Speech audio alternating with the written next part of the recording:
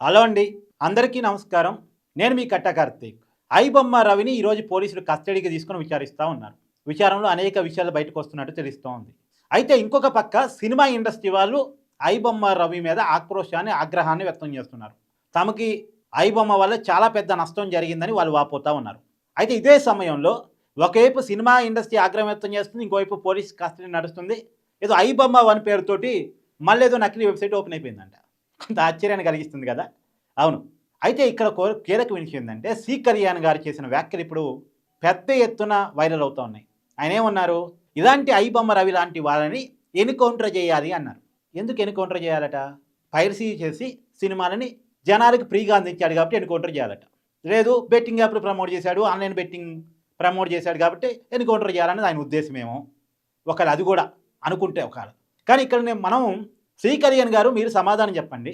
మీ cinema ఇండస్ట్రీకి సంబంధించినటువంటి చాలామంది బెట్టింగ్ యాప్లు ప్రమోట్ చేశారు. ఐబొమ్మ రవి వల్ల ఎంతమంది ఇన్ఫ్లుయెన్స్ అయ్యి బెట్టింగ్ యాప్లు ఆడారో తెలియదు కానీ, లేదు ఆన్లైన్ గేమింగ్ ఆడారో తెలియదు కానీ, మీ సినిమా ఇండస్ట్రీకి సంబంధించినటువంటి రానా కావచ్చు, ప్రకాష్ రాజ్ కావచ్చు, ఇలా చాలామంది బెట్టింగ్ యాప్ను ప్రమోట్ చేశారని కేసులు నమోదై ఉన్నాయి. మరి వాళ్ళందరినీ కూడా ఎన్కౌంటర్ చేయాలా? ఐబొమ్మ రవి కంటే వీళ్ళు ఎక్కువ మందిని ప్రభావితం చేయగల వ్యక్తులు కాబట్టి వీళ్ళ వల్ల ఎక్కువ నష్టం జరుగుతుంది కాబట్టి వీళ్ళని కూడా ఎన్కౌంటర్ చేయాలా? సినిమా ఇండస్ట్రీకి సంబంధించిన చాలామంది డ్రగ్స్ కేసుల్లో ఇరుక్కొని ఉన్నారు, వాళ్ళని కూడా ఎన్కౌంటర్ చేయాలా? సామాజిక విద్రోహం కదా డ్రగ్స్ కేసులో ఇరుక్కోవటం అనేది, సంఘ విద్రోహం కదా. మరి వాళ్ళందరినీ ఎన్కౌంటర్ చేయాలా? సినిమా ఇండస్ట్రీకి సంబంధించిన చాలామంది చాలా రకాల కేసుల్లో ఉన్నారు, భూముల కబ్జాలు కావచ్చు, ఇతరత్ర కేసులు కావచ్చు. మరి వీళ్ళందరినీ ఎన్కౌంటర్ చేయాలా?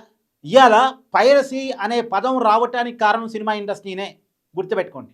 ఒకప్పుడు పైరసీ మీద జనాలు తిరుగుబాటు చేసేవాళ్ళు, పైరసీ దాన్ని అరెస్ట్ చేస్తే జనాలు సంతోషించేవాళ్ళు. కానీ ఇవాళ హీరోల అభిమానులు కూడా ఐబొమ్మ రవికే సపోర్ట్ చేస్తూ ఉన్నారు. ఎందుకు చేస్తూ ఉన్నారు తెలుసా? మీ సినిమా ఇండస్ట్రీ వాళ్ళు టికెట్ రేట్ విపరీతంగా పెంచేసి, మల్టీప్లెక్స్ల్లో ధరలు విపరీతంగా పెంచేసి జనాన్ని దోచేస్తుంటే ఆ దోపిడీ తట్టుకోలేక ఇలాంటి వాళ్ళకి సపోర్ట్ చేస్తున్నారు. ఇవాళ ఎన్కౌంటరే చేయాల్సి వస్తే మొట్టమొదటిగా సినిమా ఇండస్ట్రీలోనే చాలామందిని చేయాల్సి వచ్చింది. కేసులు తీయటం, బయటకు తీయటం మొదలు పెడితే farm house culture, party culture, western culture, rave party culture, drugs culture, betting యాప్ల promotion culture, online gaming promotion culture, ఇవన్నీ సినిమా ఇండస్ట్రీలో చాలామందికి ఉన్న అలవాట్లు. ఇవన్నీ బయటికి తీసి ఎన్కౌంటర్ చేయటం మొదలు పెడితే సినిమా ఇండస్ట్రీలో కొద్ది మంది మాత్రమే మిగులుతారు, చాలామంది ఎన్కౌంటర్ కాబడతారు. తీయమంటారా లిస్టు? సినిమా ఇండస్ట్రీ బాగోతాలన్నీ మీరు ఎంత డబ్బు వసూలు చేస్తున్నారు, గవర్నమెంట్కి ఎంత ట్యాక్స్ కడుతున్నారు, బ్లాక్ మనీ ఎంత, వైట్ మనీ ఎంత, మీరు సినిమా నిర్మాణంలో పెట్టే డబ్బుల్లో ఆ డబ్బులన్నీ ఎక్కడి నుంచి వస్తున్నాయి, ఎవరి కానుంచి వస్తున్నాయి? చాలామంది రాజకీయ నాయకులు స్కాముల డబ్బులన్నీ మీ సినిమా ఇండస్ట్రీలో అటు ఇటుగా తిరుగుతున్నాయి, బ్లాక్ వైట్ అవుతుంది. తీద్దామా లెక్కలు? మాట్లాడేటప్పుడు జాగ్రత్తగా మాట్లాడాలి. చట్ట ప్రకారం శిక్షించాలి అంటాం వేరు, ఎన్కౌంటర్ చేయాలి అంటాం వేరు. సినిమా ఇండస్ట్రీ ఇప్పటికైనా తన తప్పుల్ని రివ్యూ చేసుకోగలగాలి. ఎందుకు ఐబొమ్మ రవికి సోషల్ మీడియాలో మత్తు వస్తుంది? ఎందుకు సినిమా ఇండస్ట్రీ మీద నెగిటివ్ అవుతున్నారు జనాలు?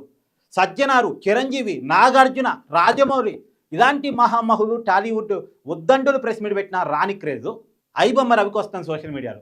ఎందుకు? సినిమా ఇండస్ట్రీ చేసుకున్న తప్పులు. దాన్ని ఆలోచించుకోండి. Thank you.